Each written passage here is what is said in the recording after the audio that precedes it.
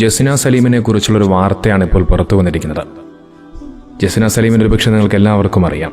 ഒരു കൃഷ്ണഭക്തയായ മുസ്ലിം യുവതി. ഇങ്ങനെയാണ് ഇവർ അറിയപ്പെട്ടുകൊണ്ടിരുന്നത്. കൃഷ്ണഭക്തയായ മുസ്ലിം യുവതി എന്ന പേര് തന്നെയാണ് ഇവർ ആദ്യകാലങ്ങളിൽ വളരെയധികം ശ്രദ്ധിക്കപ്പെട്ടിരുന്നത്. കൃഷ്ണനോടുള്ള ഭക്തി കാരണത്താൽ കൃഷ്ണന്റെ പടങ്ങളൊക്കെ വരച്ചിരുന്നു.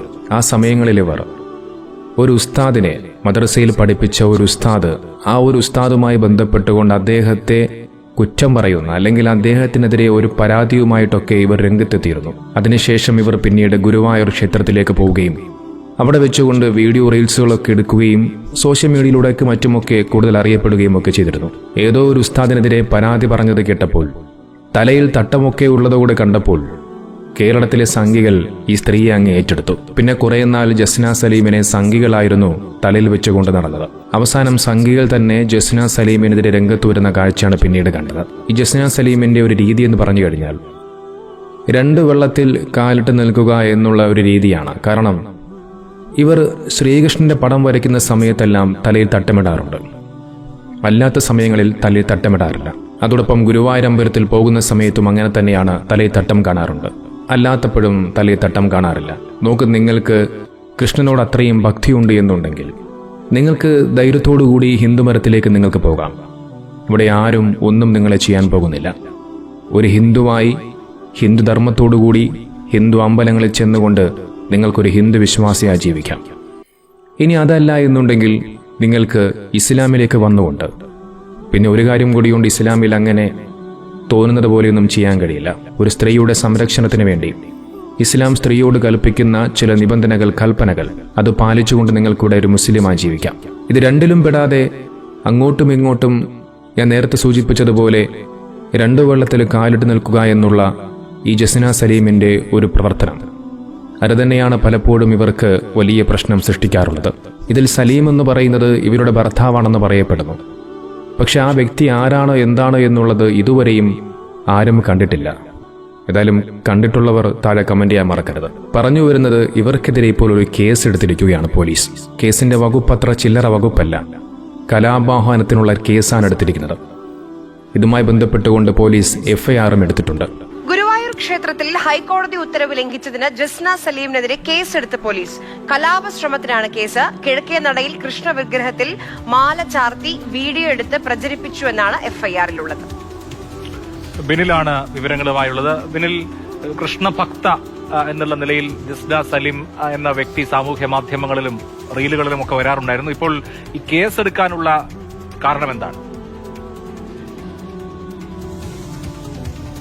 അഭിലാഷ്, ഇതിന്റെ ഒരു പ്രധാനപ്പെട്ട കാര്യം, നേരത്തെ അഭിലാഷ് സൂചിപ്പിച്ചതുപോലെ ഇവർ ഗുരുവായൂർ ക്ഷേത്രത്തിന് മുന്നിൽ വെച്ച് കേക്ക് മുറിച്ച് ആ ദൃശ്യങ്ങളടക്കം സമൂഹ മാധ്യമങ്ങളിലൊക്കെ പങ്കുവയ്ക്കുകയൊക്കെ ചെയ്തിരുന്നു. ഈ വിഷയങ്ങൾക്കൊക്കെ ശേഷം ഹൈക്കോടതി ഒരു ശക്തമായ നിലപാടെടുത്തു. കാരണം ആ ക്ഷേത്രങ്ങൾ ഇത്തരത്തിലുള്ള കാര്യങ്ങൾക്കുള്ള ഇടമല്ല, അത് ഭക്തന്മാർക്കുള്ള സ്ഥലമാണ്. അവിടെ ഇത്തരത്തിൽ ദൃശ്യങ്ങളൊക്കെ പകർത്തി സമൂഹ മാധ്യമങ്ങളിൽ പോസ്റ്റ് ചെയ്ത് ജനശ്രദ്ധ പിടിച്ചുപറ്റാനുള്ള ശ്രമം, അതൊന്നും അംഗീകരിക്കാൻ കഴിയില്ല.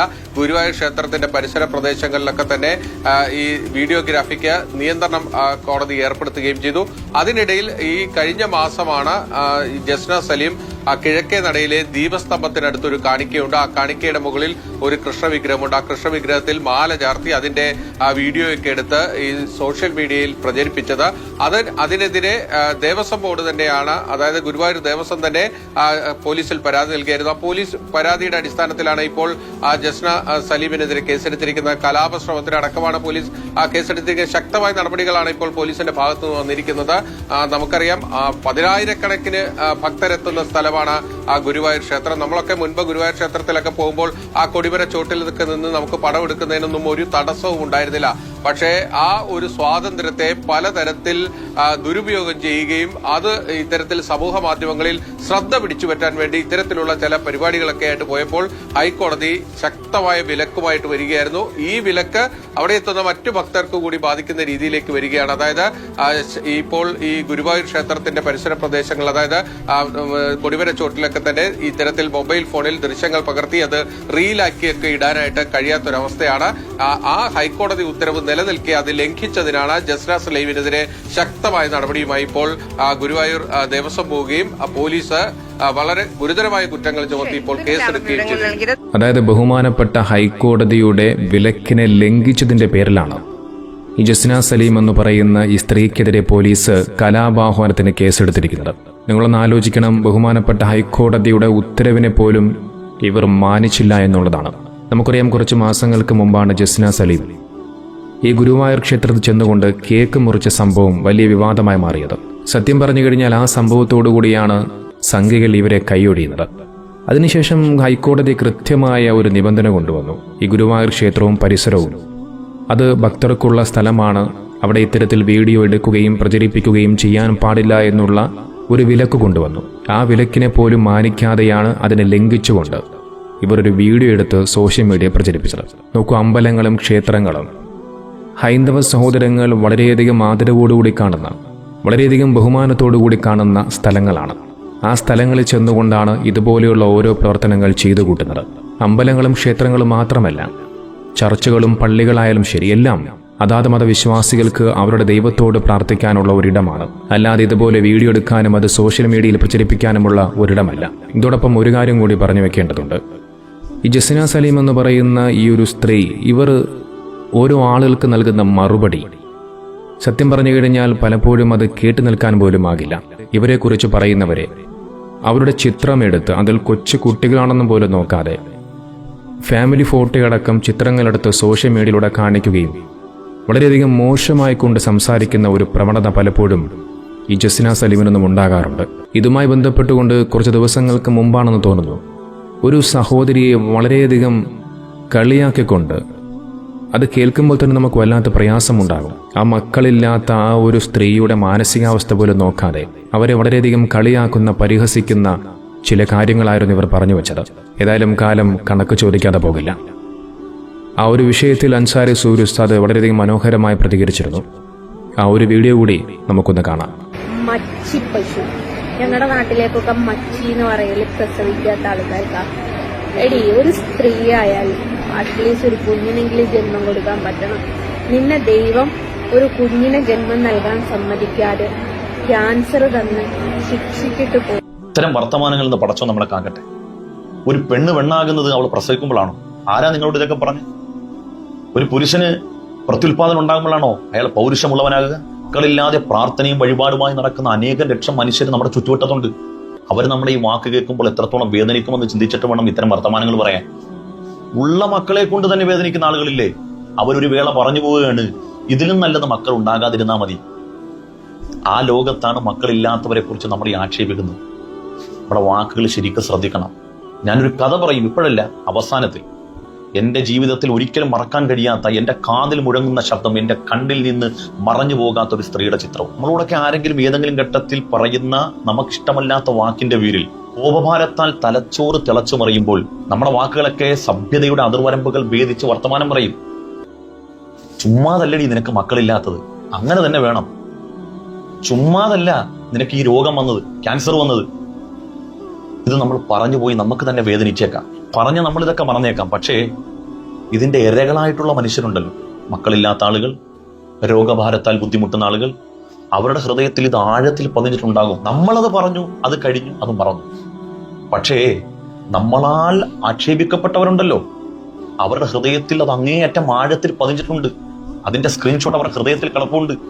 അതൊരിക്കലും മായുന്നില്ല. 3 വർഷം മുമ്പ് എനിക്ക് സ്ത്രീകൾക്ക് ഖുർആൻ ക്ലാസ് ഉണ്ടായിരുന്നു. അതിലൊരു സാധുവായ സ്ത്രീ വരും. അവർ വിവാഹം കഴിഞ്ഞിട്ട് 15 വർഷമായി, മക്കളില്ല. ഒരിക്കൽ ക്ലാസ്സിന് അരമണിക്കൂർ നേരത്തെ വന്നു. കുട്ടികളെ വിട്ട് എന്നെ പള്ളിയിൽ നിന്ന് വിളിച്ചിറക്കി. ഞാൻ വരുമ്പോൾ അവര് ഡെസ്കിന്റെ മുകളിൽ കിടന്ന് കരയുകയാണ്. എന്റെ മുഖത്തേക്ക് നോക്കുമ്പോൾ അവരിങ്ങനെ കരഞ്ഞുകൊണ്ടിരിക്കുകയാണ്. അവർ പറഞ്ഞ വേദന ഇതാണ്: സർ, ഈ ക്ലാസ്സിൽ വരുന്ന മറ്റൊരു സ്ത്രീ എന്നെ മച്ചി പെണ്ണെന്ന് വിളിക്കും. മച്ചി എന്ന് തെക്കൻ കേരളത്തിൽ പറയുന്നത് മക്കളില്ലാത്ത പെണ്ണുങ്ങൾക്കാണ്. അതുകൊണ്ട് ഉസ്താദ് അടുത്ത ഖുർആൻ ക്ലാസ്സിൽ മറ്റുള്ളവരെ ഇങ്ങനെ പരിഹസിക്കുന്ന, ആളുകളുടെ മുമ്പിൽ ആക്ഷേപിക്കുന്നവരെ കുറിച്ച് ഒന്ന് പറഞ്ഞേക്കണേന്ന് പറഞ്ഞു. അതിനെ അധികരിച്ചുകൊണ്ട് പിറ്റേ ആഴ്ച ഞാൻ പ്രസംഗിച്ചു. അത് കഴിഞ്ഞു.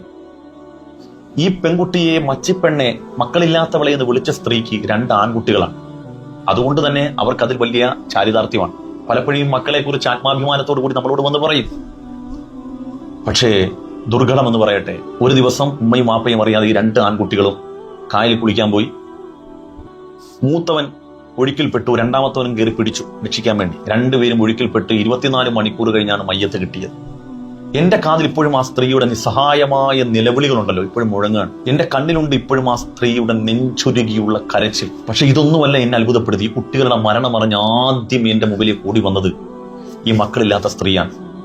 എന്നോട് മരിപ്പറിയിച്ചിട്ട് പറഞ്ഞു, ഉസ്താദേ, എന്നെ മക്കളില്ലാത്തവളെ എന്നൊക്കെ പറഞ്ഞ് ആക്ഷേപിച്ചെങ്കിലും ഞാൻ അവർക്കെതിരെ പ്രാർത്ഥിച്ചിട്ടില്ല. അടച്ചവന്റെ മുമ്പിൽ ഞാൻ പ്രതിയാവൂ, ഞാൻ കുറ്റക്കാരിയാവൂ? ഞാൻ പ്രാർത്ഥിച്ചല്ലോ ഉസ്താദേ, ഞാൻ ഒന്നും പറഞ്ഞിട്ടില്ല. എന്റെ ഹൃദയം വേദനിച്ചിട്ടുണ്ട്, ഞാൻ ഒന്നും പറഞ്ഞിട്ടില്ല. ഞാൻ പറഞ്ഞു, നിങ്ങളൊന്നും പറഞ്ഞിട്ടില്ല, നിങ്ങളല്ല ഇതിന്റെ പ്രതി.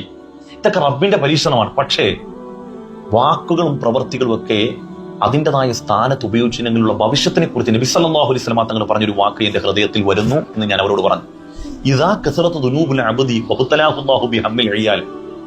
ഒരാൾ അയാളുടെ ദോഷം അധികരിച്ചാൽ, അയാളുടെ വാക്കിലും പ്രവർത്തികളും അതിർവരമ്പുകൾ വേദിച്ച സഭ്യതര വാക്കുകളാണ് എങ്കിൽ, പ്രവർത്തനവും അങ്ങനെ തന്നെയാണെങ്കിൽ, മറ്റുള്ളവരെ വേദനിപ്പിക്കുന്ന വാക്കാണെങ്കിൽ, ബിഹമ്മിൽ അഴിയാൽ, അവരുടെ മക്കളെ കൊണ്ട് അല്ലാഹു തആല അവർക്ക് ദുഃഖഭാരം കൊടുക്കുമെന്ന് തിരുനബി സല്ലല്ലാഹു അലൈഹി വസല്ലം തങ്ങൾ പറഞ്ഞിട്ടുണ്ട്. അതുകൊണ്ട് നമ്മൾ നമ്മുടെ മക്കളെ കണ്ടിട്ട് മക്കളില്ലാത്തവരെ ഒന്ന് പരിഹസിക്കാനോ, നമ്മൾ ആരോഗ്യവാന്മാരാണെന്ന് വിചാരിച്ച് രോഗികളായ ആളുകളെ കാണുമ്പോൾ അവരെ ആക്ഷേപിക്കാനോ നിൽക്കേണ്ട മക്കളെ. ഒരു അസ്തമയം കഴിഞ്ഞ് പിറ്റേന്ന് പകരാകുമ്പോഴത്തേക്ക് ഇന്നലെ കളിച്ച കളിയും ചിരിയൊക്കെ മാറി കല്യാണ വീട് പോലും ഒരു പകലിൽ കണ്ണുനീര് വീണായ കഥകൾ നമ്മൾ അത്ര വായിച്ചിട്ടുണ്ട്.